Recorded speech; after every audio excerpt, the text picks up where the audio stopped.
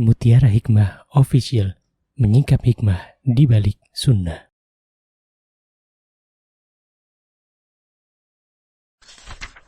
Salurkan donasi terbaik Anda untuk mendukung dakwah Mutiara Hikmah Official. Mau haji yang gak pakai antri? Daftar sekarang, insya Allah 2024 berangkat. Gratis keberangkatan umroh sebelum haji. Dibersamai oleh Ustadz Hanan Yasir dan juga Ustazah Imro'atul Azizah. Buruan daftar sekarang juga, sebelum harga naik.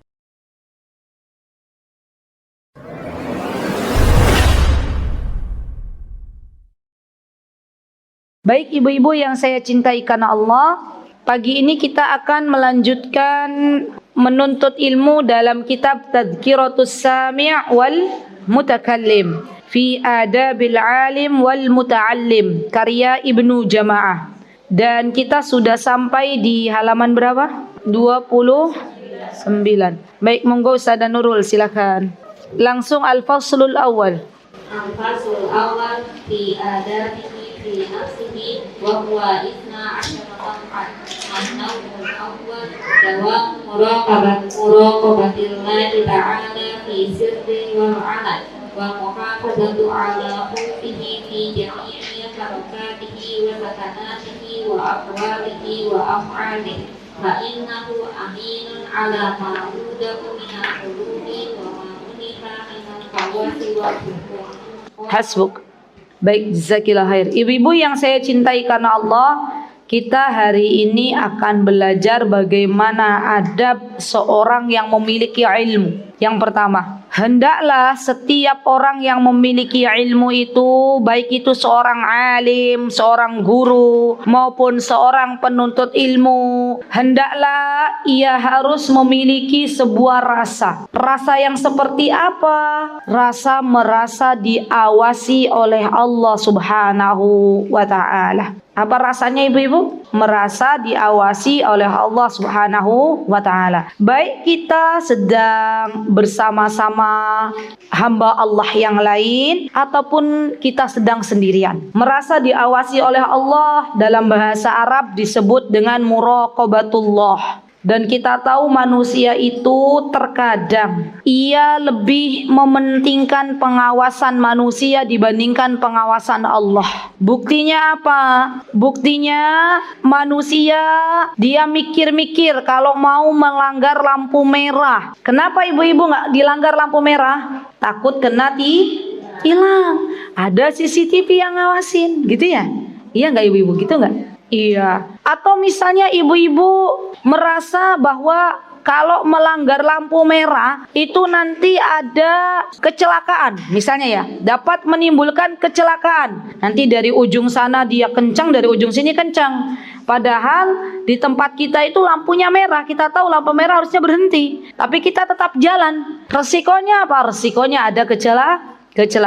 Coba menurut ibu-ibu, karena manusia itu tahu ada CCTV yang ada di perempatan atau ada di jalan besar, di tempat-tempat yang ada lampu lalu lintasnya, dan juga dia tahu konsekuensi dari melanggar terjadinya kecelakaan, kira-kira banyak yang nurut atau banyak yang melanggar?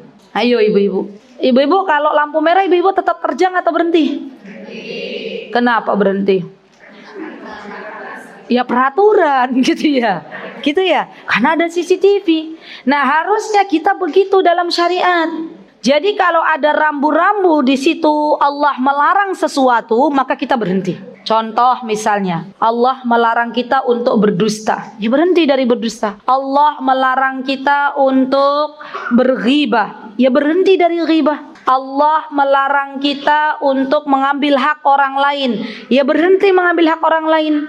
Kenapa? Karena dari semua kezaliman itu berefek ya adanya siksaan Allah Subhanahu wa taala. Dari berbagai macam dosa dan maksiat yang kita lakukan, yang kita langgar larangan-larangan Allah, itu pasti ada efek yang dirasakan oleh hamba Allah. Ya, kalau tadi kan konsekuensi dari melanggar lampu lalu lintas adanya kecelakaan ya, Bu. Sama. Seorang yang melanggar rambu-rambu syariat itu juga ada konsekuensinya. Contoh, ini contoh ya Bu. Contoh, misal Allah telah mewanti-wanti hambanya untuk tidak berzina. Ternyata ada seorang hamba yang menerjang larangan Allah dan berzina. Padahal konsekuensi dari berzina itu berat. Apa konsekuensinya, Bu? Apa konsekuensi dari berzina? Namanya tercoreng, nama keluarga besarnya misalnya. Yang kedua, ketika anaknya lahir ke dunia, anaknya tidak bisa dinasabkan kepada bapaknya, dinasabkannya kepada ibunya. Dan itu sebagai bukti hukuman atas orang-orang yang berzina. Jadi zaman dulu tuh sudah ketahuan kalau misalnya siapa ya orang Arab itu namanya? Naji bin Umamah misalnya, atau bin siapa nama perempuan, bin Fulanah misalnya. Kok bukan bin Fulan gitu, bukan bapaknya, berarti dia anak zina. Ya. Dan memang di dalam Islam ada syariat kalau anak zina itu tidak bisa dinasabkan kepada ayahnya, tetapi kepada ibunya. Dan juga ibu-ibu perlu ketahui kalau ini ya laki-laki perempuan ini berzina ya.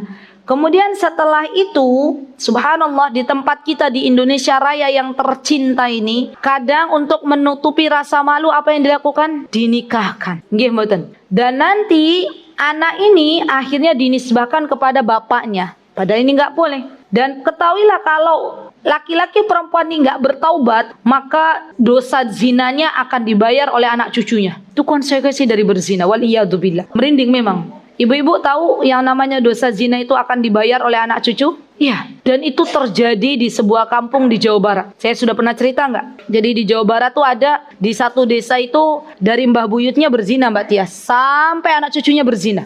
Maka cara memutuskan mata rantainya bagaimana? Bertaubat kepada Allah. Ya. Dan itu kadang ya, yang namanya orang suka sama suka tuh kadang sampai lupa dengan konsekuensi berzina.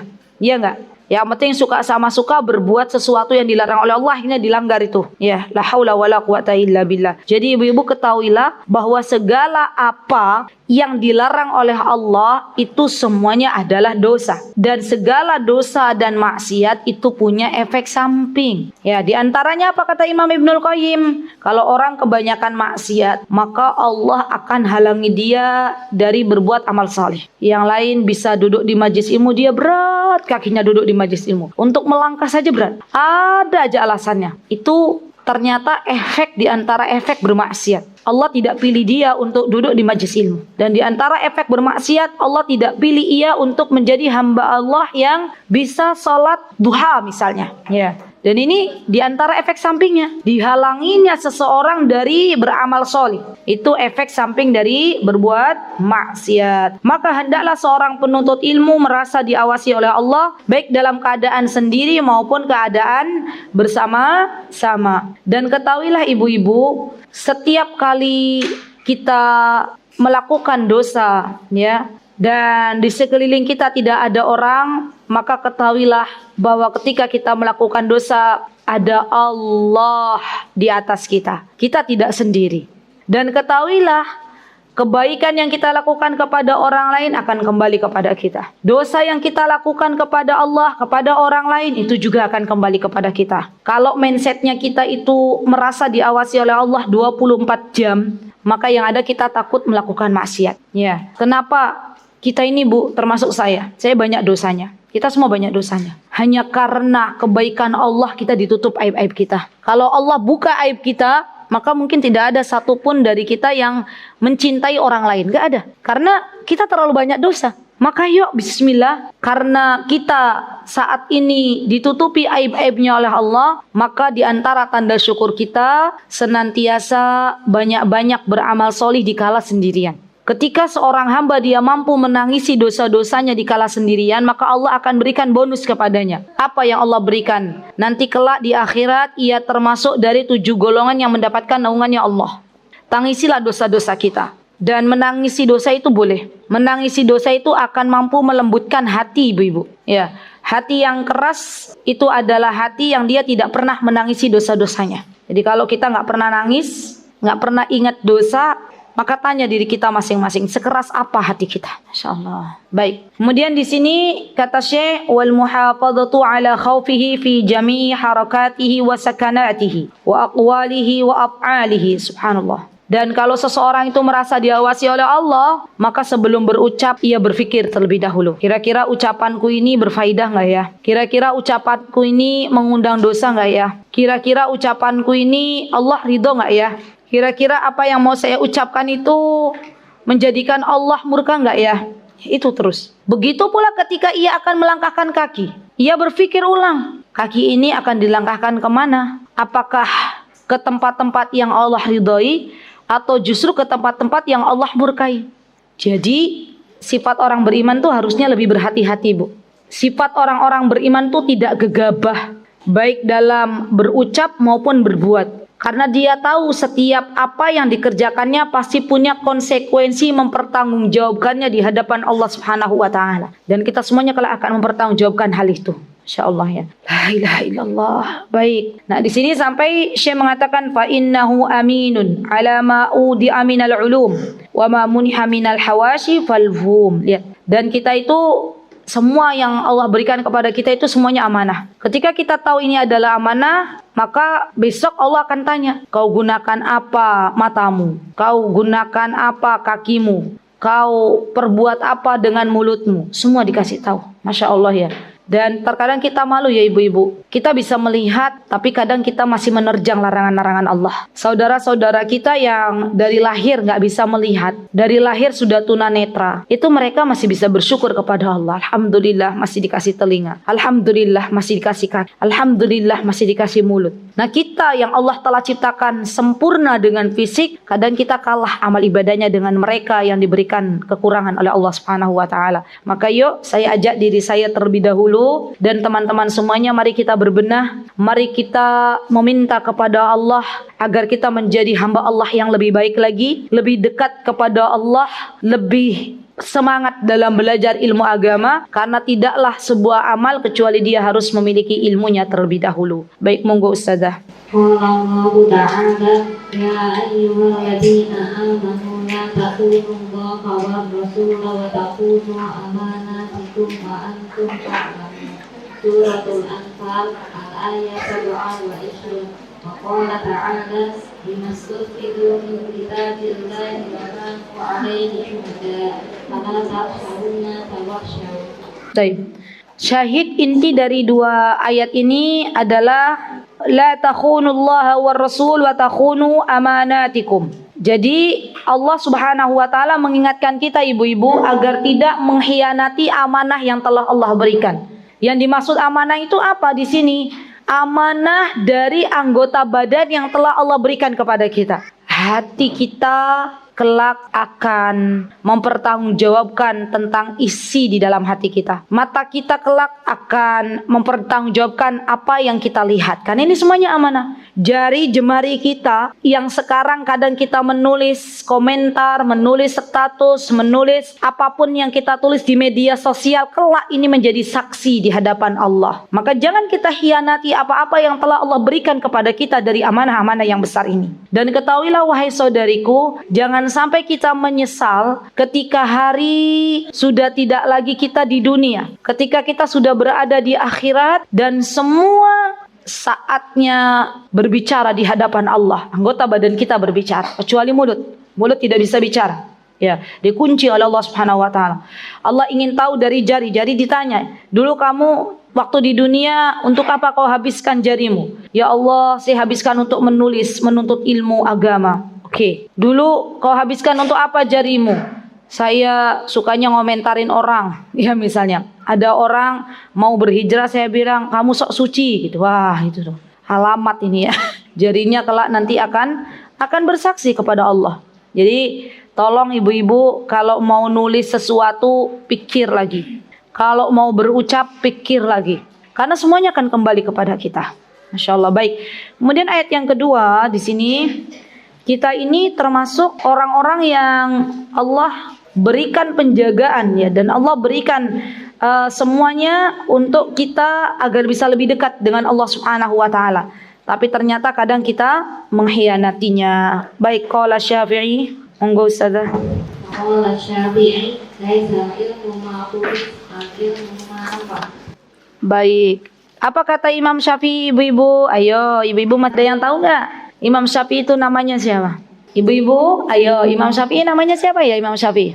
Coba kalau saya tanya, siapa di ruangan ini yang mengikuti madhab Syafi'i? Acungkan tangan, saya termasuk. yang nggak ngacung ikut madhab siapa ya? Ibu-ibu harus mempertanggungjawabkan nih. Ini kan nanti jari kita jadi saksi. Apakah mau ikut madhab Maliki, madhab Hambali, madhab Hanafi, Syafi'i, semuanya sepakat ya? Masya Allah. Tapi kalau ditanya siapa nama Imam Syafi'i, nggak tahu ya. Imam Syafi'i nama beliau adalah Muhammad bin Idris Asy-Syafi'i. Beliau adalah murid dari Imam Malik bin Anas. Imam Syafi'i punya guru namanya Imam Malik bin Anas. Malik. Imam Syafi'i dari kecil beliau sudah tidak memiliki ayah.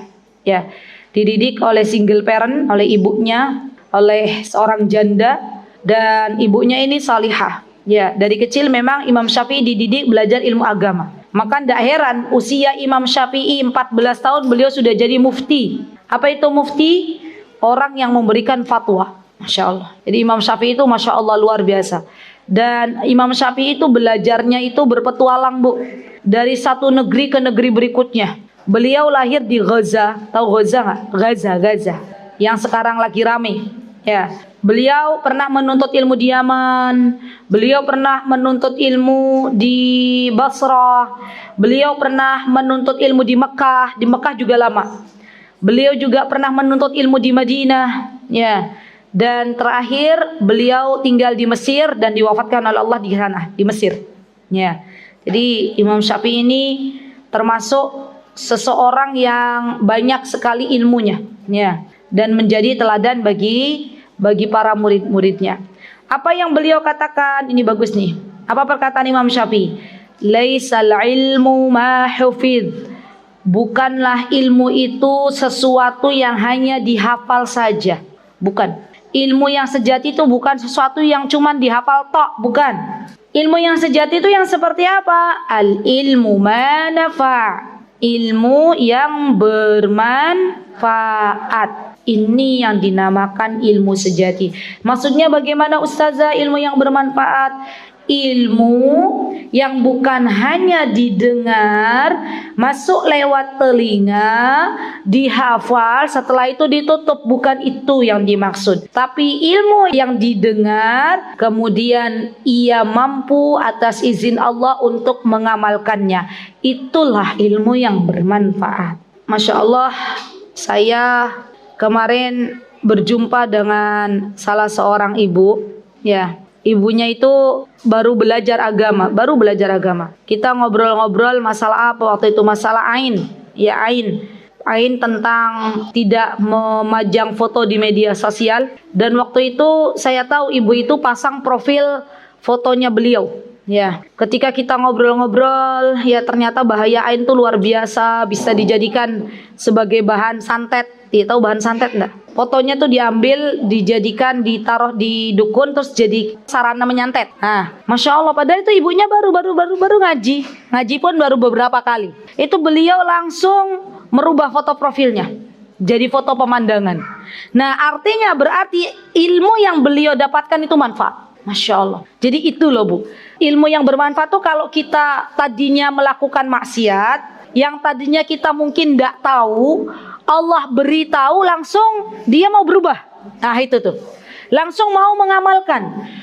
Misalnya ada seorang ibu yang, contoh misalnya, dia kalau kemana-mana pakai daleman yang punuk unta. Terus dia dengar ilmu bahwa yang namanya daleman punuk unta itu tidak diperbolehkan karena dia ada larangannya dari Rasulullah SAW.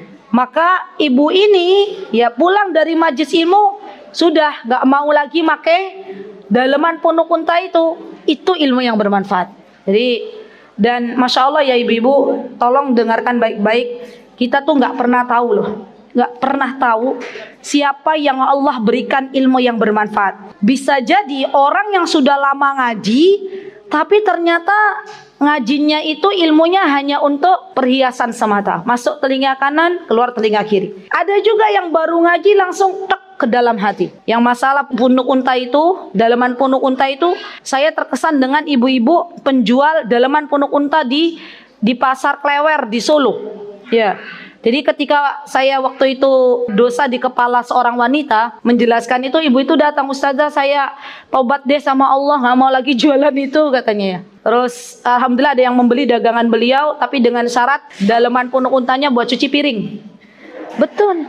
Iya. Dan beliau sudah memang benar-benar bertaubat. Sudah, saya nggak mau, itu dosa katanya. Betul. Coba lihat, seorang ibu penjual daleman punuk unta di pasar, Allah berikan hidayah langsung maktak gitu ya, Masya Allah. Dan banyak orang-orang tuh yang suka atau sering ngaji bolak-balik mendengarkan nasihat tapi nggak mempan-mempan. Berarti hidayah belum turun. Maka kita minta kepada Allah, teman-teman.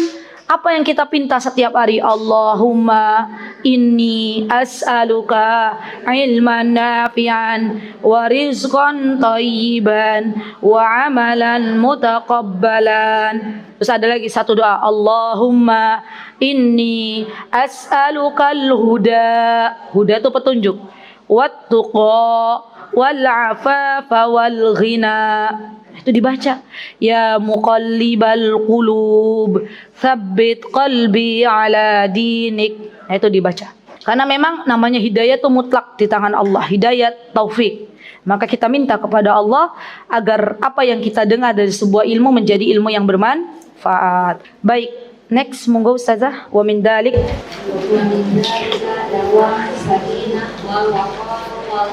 wal waqari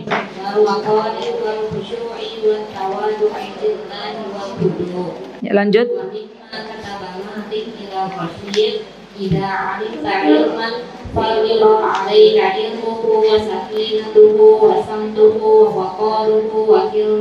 Wa hilmuhu liqaulihi sallallahu alaihi wasallam al-ulama warasatul anbiya. Lanjut. Waqala Umar radhiyallahu anhu ta'allamul ilma wa ta'allamu lahu sakinah wal waqar. Nah, lanjut satu lagi. Wa anis salaf haqqun 'alal 'alim an yatawadda'a lillahi fi sirrihi wa alaniyatihi wa yahtarisa min nafsihi wa yaqfa ala ma ushira 'alaihi. Masya Allah. Barakallahu fiik, jazakillahu khairan. Ibu-ibu yang saya cintai karena Allah, dan ilmu yang bermanfaat itu bisa dilihat dari kepribadian seorang penuntut ilmu. Gini, seorang penuntut ilmu yang mendapatkan ilmu yang bermanfaat, maka Allah akan menjadikan ia lebih tenang di dalam menjalani kehidupan ini. As-sakinah, sakinah itu tenang, dawam. Dawam itu terus hatinya ditenangkan oleh Allah. Mudah untuk menerima takdir Allah. Nah, itu dah. Bu, kita tuh semua diuji oleh Allah. Kita semua diuji. Ujiannya beda-beda. Nggak usah membanding-bandingkan ujian saya dengan ujian Mbak Tias, ujian saya dengan Bu Ros, ujian saya dengan Mbak Afi misalnya. Semuanya beda-beda, ujiannya beda-beda. Ya. Dan orang-orang yang menuntut ilmu, orang-orang yang belajar, itu akan Allah berikan kepadanya rasa menerima dari semua ujian yang Allah berikan. Jadi luar biasa efeknya. Dua orang misalnya mendapatkan ujian yang berat dari Allah. Dua orang ini, satu belajar ilmu agama, satu tidak, sama sekali tidak belajar. Maka dalam menjalani kehidupan, responnya berbeda-beda, Bu. Yang menuntut ilmu dia tahu. Misalnya dua-duanya sakit nih. Misal sama-sama sakit tapi beda penyakitnya. Yang menuntut ilmu dia paham bahwa ketika Allah berikan ujian sakit, maka ini adalah tanda baiknya Allah. Kenapa? Karena dengan sakit sebagai wasilah digugurkan dosa-dosanya. Dia paham, dia bersyukur, alhamdulillah. Tapi orang yang gak menuntut ilmu, orang yang ilmunya gak bermanfaat, maka dia akan mengeluh dan menyalahkan Allah Subhanahu wa Ta'ala. Ia akan mengatakan, kenapa aku diberikan sakit sedangkan temanku tidak? Kenapa aku diberikan sakit sedangkan tetanggaku tidak? Jadi dalam merespon sebuah ujian, orang yang berilmu dan diberikan ilmu yang bermanfaat dengan orang yang tidak berilmu itu akan berbeda. Ya. Dan ini ya teman-teman, menurut saya tuh justru ilmu yang bermanfaat tuh kita butuh banget dalam kehidupan kita sehari-hari. Betul, responnya tuh beda-beda, Mbak. Ada dua ibu, satu diberikan anak laki-laki, satu diberikan juga anak laki-laki. Polanya tuh namanya anak laki-laki kan sama. Ibu yang menuntut ilmu, yang tahu fitrah laki-laki itu seperti apa, ketika anaknya bertingkah pola, dia akan mengatakan, alhamdulillah saya diberikan amanah untuk mendidik seorang calon-calon pemimpin. Dia bersyukur sama Allah. Ibu yang kedua, karena dia nggak pernah nuntut ilmu tentang ilmu parenting atau ilmu pengasuhan, dia langsung apa? Langsung memarahi anaknya, langsung mengucap-ngucap sesuatu yang ternyata itu adalah bentuk dari doa-doa yang tidak baik, dari ucapan-ucapan yang tidak baik. Mengatakan anaknya nakal, mengatakan anaknya yang apa, biasanya ibu tuh kalau punya anak yang polanya Masya Allah, ngeyel, akhirnya ngeyel beneran ya. Atau anaknya nggak nurut, akhirnya nggak nurut beneran. Iya nggak ibu-ibu? Jadi memang Masya Allah ya, beda orang yang punya ilmu dengan orang yang nggak punya ilmu, beda dalam merespon semua masalah kehidupan. Bersyukurlah kepada Allah ketika Allah menggiring kita untuk belajar ilmu agama. Karena dengan kita belajar ilmu agama, hidup kita lebih tenang. Coba ibu-ibu bandingkan, coba tengok diri kita masing-masing. Ada nggak perbedaan dalam hidup kita sebelum kita belajar ilmu agama dan setelah kita belajar ilmu agama? Kira-kira ada perbedaan apa mboten, Bu? Oh banyak, alhamdulillah banyak ya. Alhamdulillah kita lebih mudah untuk menerima takdir, ya.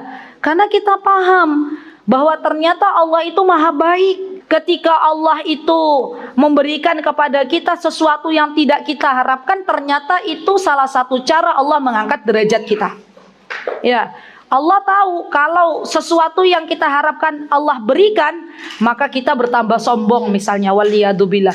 Dan sebagai penjagaan Allah, maka Masya Allah, Allah akan menjaga kita untuk tidak melakukan sebuah kesombongan. Baru kemarin saya berjumpa dengan seorang wanita di Gresik. Beliau bilang gini, ini pelajaran penting. Kata beliau, ustazah, beliau Masya Allah ya, Masya Allah, beliau termasuk kalau orang bilang tuh jamaah orang yang punya Gresik, katanya gitu ya. Orang yang punya Gresik tuh, saya tuh pernah nanya ke jamaah, maksudnya gimana kok orang yang punya Gresik? Jadi rata-rata pom bensin di situ tuh punyanya keluarga besar beliau. Nah, Masya Allah. Dan setiap tahun itu keluarga besar beliau tuh pergi ke luar negeri, rombongan bareng-bareng. Mbak ini bilang ke saya, ustazah, sejak saya menuntut ilmu dan suami saya berhijrah, itu ibu mertua saya tuh mesti kalau mau ke negara-negara kayak Korea, apa negara-negaranya bukan negara Muslim yang dikunjungi. Beliau tuh bilang gini, ayo semua berangkat, kata beliau. Kecuali yang jamaah itu, kecuali keluarganya Mas Fulan, gak usah berangkat. Nanti kalau kalian berangkat mesti ini nggak boleh, itu nggak boleh, katanya gitu. Udah, nggak usah berangkat, katanya. Bilang gitu. Waktu itu saya jumpa sama seorang wanita yang sama-sama baru hijrah. Saya dikompor-kompori. Kamu nggak berangkat, kan keluarga besarmu ada di sana tuh di Korea. Kamu malah nggak boleh sama mertuamu. Saya panas, kata beliau. Iya, kenapa kita nggak berangkat? Akhirnya kata beliau, lambat laun setelah saya belajar ilmu agama, saya baru sadar, oh ternyata itu penjagaan Allah, katanya gitu. Itu kenapa Allah gerakkan hati ibu mertuanya untuk melarang dia berangkat ke kota-kota, ke negara-negara yang seperti itu, karena Allah tuh sayang. Allah nggak mau nih keluarga kecil beliau memandang aurat orang lain. Allah jaga telinganya tidak mendengarkan hingar-bingar musik. Allah jaga kakinya tidak diberangkatkan ke negeri-negeri yang di sana tidak ada faidahnya, tidak ada manfaatnya. Beliau lebih bersyukur. Alhamdulillah. Coba kalau dulu awal-awal hijrah ada yang ngompor-ngomporin tambah panas ya. Sekarang beliau paham. Dan anehnya, kata beliau, anehnya lagi, kalau pas mau umroh, mesti kata beliau yang dicari sama ibu mertuanya beliau itu suami beliau. Mana nih fulan, mana fulan, katanya ya. Saya mau berangkat sama fulan, nanti kalau sama fulan tuh enak, katanya gitu. Masya Allah, lihat gimana penjagaan Allah. Kesini Allah halangi, kesini Allah buka. Masya Allah. Itulah ibu-ibu, di antara contoh real bahwa ternyata Masya Allah, kalau kita belajar ilmu agama, maka Allah akan berikan penjagaan-penjagaan dalam kehidupan kita. Masya Allah. Baik. Nah, di sini disebut oleh mu'alif disebutkan bahwa apa? Orang yang dia punya ilmu itu, ilmunya bermanfaat, dia lebih khusyuk. Ibu-ibu, coba cek masing-masing sholat kita. Sebelum kita belajar ilmu agama dan kita belajar ilmu agama sekarang, sholat kita ada bedanya nggak? Ada. Walillahilham. Bersyukurlah kepada Allah. Tapi kalau kita sebelum belajar ilmu agama dan setelah belajar ilmu agama, sholat kita cepet-cepetan, ya, masih sama keadaannya, berarti ketahuilah ilmu kita belum bermanfaat. Orang itu bisa terlihat ilmunya bermanfaat dari cara sholatnya. Kalau sholatnya semakin khusyuk, ketahuilah berarti Allah berikan ilmu yang bermanfaat.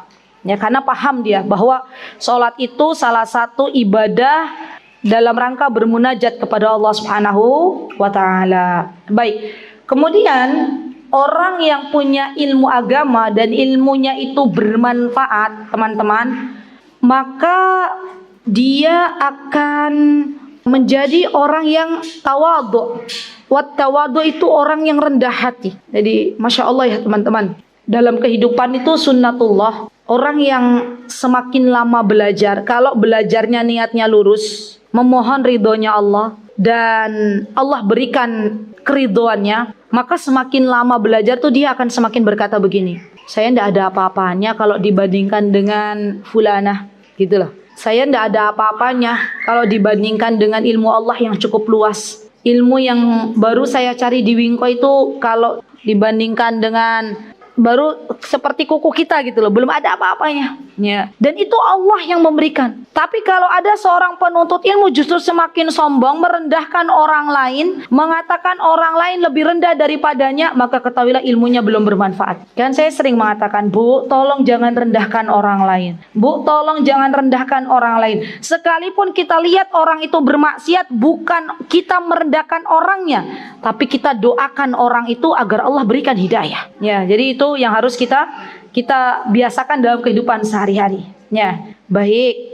Kemudian di sini disebutkan oleh Malik yang dimaksud adalah Malik bin Anas, gurunya Imam Syafi'i rahimahullahu taala. Jadi di sini Malik, boleh tambahkan Malik yang dimaksud adalah Malik bin Anas.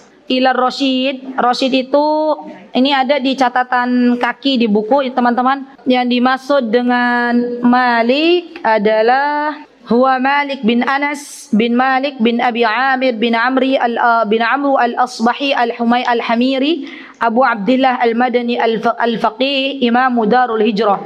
Jadi yang dimaksud Malik di sini adalah Malik bin Anas, bukan Anas bin Malik, bukan, beda ya. Kalau Anas bin Malik itu sahabi. Anas bin Malik itu sahabi. Tapi Malik bin Anas itu tabi'in. Paham dah maksudnya? Beda jauh generasinya. Ya, jadi nggak usah kebalik-balik. Ibu bingung nggak? Bingung katanya. Oke, saya cek jenengan. Kenal Anas bin Malik nggak? Nggak kenal. Ya belajar lagi ya. Anas bin Malik itu sahabat. Pelan-pelan. Anas bin Malik itu sahabat. Siapa ibunya Anas bin Malik? Ummu Sulaim. Tulis boleh, nggak apa-apa. Namanya belajar itu pelan-pelan, yang penting kelakon. Sudah. Dan Anas bin Malik itu generasinya masuk dalam generasi sahabat. Apakah sama Anas bin Malik yang dimaksud dengan Malik bin Anas? Tentunya berbeda. Malik bin Anas itu adalah gurunya Imam Syafi'i rahimahullahu ta'ala. Beliau adalah seorang pakar ilmu hadis dan fikih, dan beliau mendapatkan julukan ulama Darul Hijrah. Baik, kalau yang meriwayatkan hadis dari Nabi, ayo Mbak, mulai nih. Kan tadi kan udah tak sebutkan Anas bin Malik atau Malik bin Anas. Jenengan. Ya. Ayo, yang meriwayatkan hadis dari Nabi, artinya yang jumpa dengan Nabi. Pintar ya, nggak kebalik-balik ya. Anas bin Malik yang memiliki kitab Muwatta.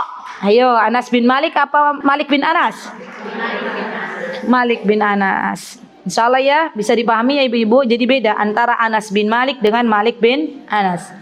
Baik, kemudian Ar-Rasyid yang dimaksud adalah Harun Ar-Rasyid. Ar-Rasyid di sini boleh dikasih tambahan ibu-ibu. Yang dimaksud di sini adalah Harun Ar-Rasyid. Namanya beliau Harun bin Mahdi Muhammad bin Mansur bin Ali bin Abdullah bin Abbas Al-Khalifatul Abbasi. Beliau Harun Ar-Rasyid itu seorang khalifah dari Bani Abbas. Ibu pernah kenal nggak? Pernah dengar nggak cerita Harun Ar-Rasyid? Pernah ya? Belum pernah dengar? Aha. Kalau belum pernah dengar, coba dicatat dulu, nanti dicari, nggak apa-apa. Bagus itu kisahnya. Kisah Harun Ar-Rasyid. Kita harus paham tentang kisah-kisah ulama-ulama. Jangan sampai kita paham kisahnya artis, tapi kita nggak paham kisahnya ulama. Ya, biografinya artis ini apa? Hafal. Ini putranya ini sampai.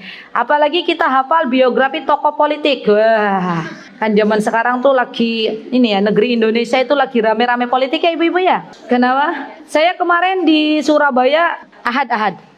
Itu kami setelah kami mengisi manasik umrah ya untuk keberangkatan insyaallah biidnillahi taala pertengahan Desember ini. Itu setelah selesai, terus pada selesai makan, tiba-tiba ada salah satu, tidak usah disebutkan, salah satu calon presiden datang ke hotel itu. Ibu-ibu tahu apa yang terjadi? Hotelnya langsung ditutup. Iya, polisinya banyak banget. Yang di luar nggak boleh masuk, yang di dalam nggak boleh keluar. Coba bisa dibayangkan enggak? Itu saking apanya ya Allah, manusia itu benar-benar penjaganya ketat banget gitu loh. Sampai akhirnya karena waktu itu saya sorenya mau ngajar, jadi izin untuk lewat pintu belakang. Alhamdulillah diperbolehkan. Ya Allah. Nih, saya bilang ya Allah, orang itu kalau kita kan orang muslim lebih mementingkan penjagaannya Allah ya Bu ya. Penjagaan Allah tuh luar biasa loh. Apa penjagaannya Allah itu bentuknya? Kalau ada lawistama, itu kan kata Rasulullah, kalaupun seluruh penghuni bumi ini berkumpul untuk memberikan madarat kepada kalian, untuk memberikan bahaya kepada kalian, ingin membunuh, ingin macam-macam, itu tidak akan terjadi kalau Allah nggak berkehendak. Nah, itu kan penjagaan Allah. Sebaliknya, kalau seluruh penduduk bumi ingin memberikan manfaat kepadamu, kalau Allah belum memberikan manfaat, maka itu tidak akan terjadi. Masya Allah. Jadi karakter seorang muslim tuh harusnya punya Allah dalam kehidupannya, memprioritaskan Allah di dalam kehidupannya gitu loh. Jadi ketika berjalan gak ada rasa khawatir, kan ada Allah yang menjaga. Yang penting ketika keluar rumah kita baca doa, Bismillahi tawakkaltu 'alallahi la haula wala quwata illa billah. Ya, intinya begitu ya ibu-ibu. Masya Allah, ternyata Indonesia Raya yang tercinta ini negeri yang kadang kalau lagi di tahun-tahun politik ini akhirnya banyak orang-orang ke bawah-bawah. Ibu-ibu daripada pusing-pusing belajar dulu ya. Nanti itu masalah yang lain. Baik, apa yang disebutkan oleh Harun Ar-Rasyid? Ida alimta ilman fal yura alaika ilmuhu wa sakinatuhu wa samatu wa waqari wa hilmahu liqaulihi al ulama wa rasul anbiya. Baik. Kalau kalian tahu ilmu, kalau kalian itu paham dengan ilmu, maka pengaruh ilmu itu bisa terlihat di dalam kehidupan sehari-hari. Lebih tenang. Kalau dulu suka ngomel-ngomel sebelum menuntut ilmu, harusnya sekarang ngomel-ngomelnya dikurangi. Nanti sampai akhirnya suami kita tuh betah di rumah. Kata suami kita bilang ini, alhamdulillah istriku sejak ngaji di Wingko, dia lebih lembut gitu ya. Omelannya sudah nggak terdengar lagi gitu ya. Dia lebih santun seperti Khadijah. Khadijah tuh santun banget loh ke Rasulullah. Khadijah tuh kenapa ibu-ibu Khadijah itu kenapa diberikan oleh Allah apa istana atau rumah di surga Khadijah? Apa yang Allah sediakan tempat tinggal ya? Istana yang itu tidak ada kebisingan di dalamnya. Karena memang Khadijah tuh santunnya luar biasa kepada Rasulullah SAW. Jadi coba cek. Kira-kira kita sama nggak omelan kita sebelum menuntut ilmu dan setelah menuntut ilmu? Kalau masih sama, berarti ilmunya belum manfaat. Ya, coba mulut kita nih kalau ngomong ke orang itu, kalau dulu sebelum menuntut ilmu masih pedes, kayak cabai rawit, ya. Harusnya setelah menuntut ilmu sudah nggak ada lagi kata-kata pedes itu. Sudah tahu bahwa lisan ini ucapan yang diucapkan kepada kawan kita tidak akan bisa kita tarik kembali. Dipikir, ya itu loh. Jadi benar-benar dia tertata apa yang akan diucapkan dan tertata apa yang akan diperbuat ya di dalam kehidupan sehari-hari. Karena orang-orang yang berilmu itu terutama para ulama, para alim, mereka adalah pewarisnya para nabi. Al-ulama waratsatul anbiya. Dan disebutkan oleh Umar ini Umar bin Khattab radhiyallahu anhu. Kata beliau, ta'allamul ilma, belajarlah ilmu dan belajarlah bagaimana yang namanya ketenangan. Jadi kita nih Bu harus menjadi orang yang tenang bagaimanapun kondisinya. Siapa teladan bagi kita para wanita yang beliau itu dalam menjalani kehidupan tuh tenang banget? Siapa coba? Siapa ibu-ibu? Ummu Sulaim, ibunya Anas bin Malik. Apa contohnya? Beliau itu Masya Allah seorang sahabiah, di mana ketika ujian melanda beliau, putranya diwafatkan oleh Allah, beliau tenang apa tenang Bu? Tenang. Beliau layani dulu suaminya. Beliau dandan dulu. Padahal anaknya sudah meninggal. Beliau kasih makan dulu suaminya.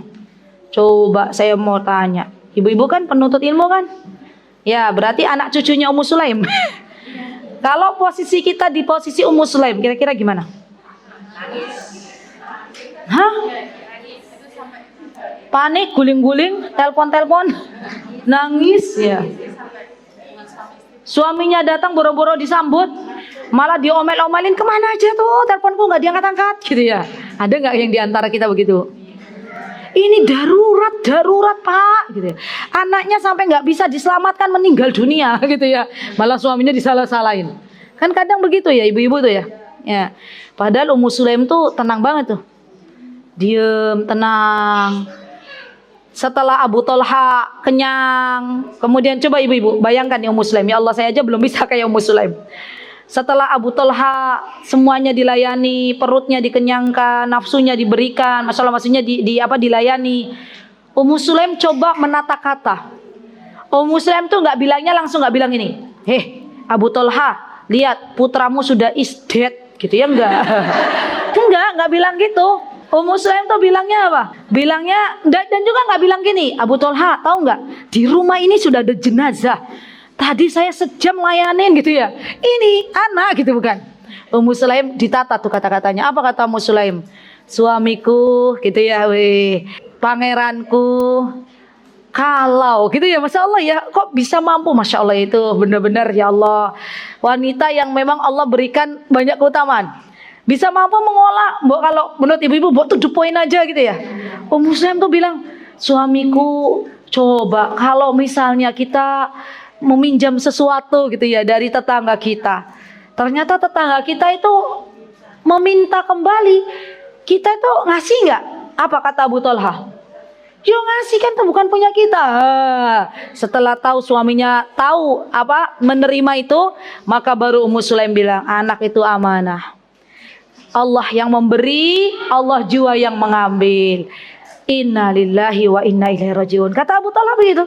Langsung menerima. Coba kalau Ummu Sulaim dari awal bilang, suamiku, anakmu is dead gitu. Kira-kira Abu Thalha gimana? Mana gitu kan, tambah runcing lagi tuh. Tambah suasana rumah tuh bukannya tenang ya Bu ya, tambah kacau balau gitu ya. Masya Allah.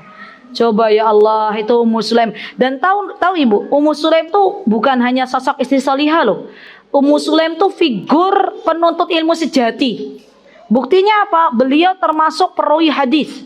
Jadi ada hadis-hadis itu yang diriwayatkan oleh Ummu Sulaim. Berarti kan beliau seorang penuntut ilmu. Beliau juga seorang ibu yang mencarikan guru terbaik untuk Anas bin Malik, yaitu Rasulullah Sallallahu Alaihi Wasallam. Masya Allah. Keren ya ibu-ibu ya Ummu Sulaim itu ya, Masya Allah. Belajar dari Ummu Sulaim ya, Masya Allah. Baik. Kemudian wa anis salaf, yang dimaksud salaf di sini adalah para pendahulu kita dari kalangan sahabat, tabi'in dan tabi'ut tabi'in. Di sini disebutkan hakun 'alal 'alim an yatawadda' lillahi fi sirrihi. Nah, ini dia penting. Seorang yang berilmu, seorang yang alim, hendaklah dia memiliki rasa rendah hati dimanapun berada, baik dalam keadaan sendiri maupun dalam keadaan terang-terangan bersama orang lain. Dan dia mampu menjaga dirinya serta menahan apa-apa yang membuat Allah murka. Masya Allah, Masya Allah. Baik, insya Allah teman-teman, itu dulu ya, satu-satu. Semoga, saya tuh sebenarnya mau ngebut, tapi kalau ngebut juga mau apa gitu ya. Yang penting kita amalkan. Sedikit demi sedikit kita amalkan. Dan semoga, saya doakan ya teman-teman, ibu-ibu, semoga kita senantiasa diberikan keistiqomahan oleh Allah Subhanahu wa taala dalam belajar ilmu agama dan mengamalkannya. Terima kasih doanya. Jazakunallahu khairan, barakallahu fi kunna jami'an. Aqulu qouli hadza wa astaghfirullah li wa lakum wa akhiru da'wana alhamdulillahi rabbil alamin. Assalamualaikum warahmatullahi wabarakatuh. Mutiara Hikmah Official, menyingkap hikmah di balik sunnah.